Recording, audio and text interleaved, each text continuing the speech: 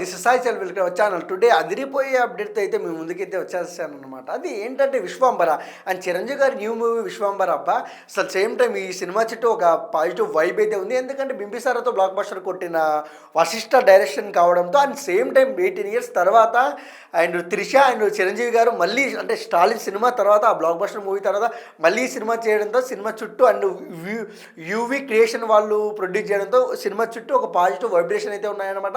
And same time update ఏంటంటే మన ఇటీవల జనసేనకి దాదాపు 5 కోట్ల విరాళం అయితే మన చిరంజీవి గారు అయితే కళ్యాణ్ గారికి అయితే ఇచ్చారనమాట. అండ్ సేమ్ టైం వెనకాల బ్యాక్గ్రౌండ్లో మన హనుమాను బొమ్మ అయితే చూసామన్నమాట. అండ్ సేమ్ టైము ఆ హనుమాన్ గురించి చెప్పాలంటే ఎందుకంటే పర్టికులర్గా ఎందుకు చెప్తున్నా అంటే హనుమాన్ భక్తుడు మన చిరంజీవి గారు.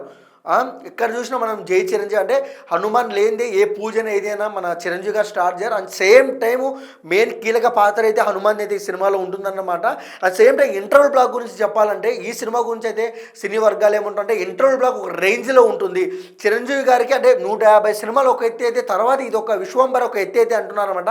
ఈ ఇంటర్వల్ బ్లాక్ ఒక రేంజ్లో ఉంటుంది.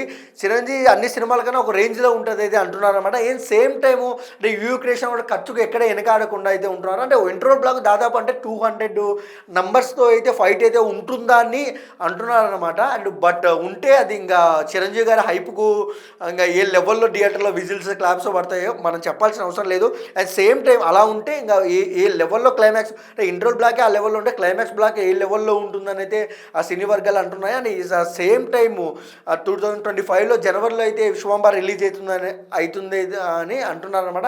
అండ్ సేమ్ టైం మా అప్డేట్ మీకు నచ్చినట్టయితే please like, share, comment, subscribe. Thank you for watching.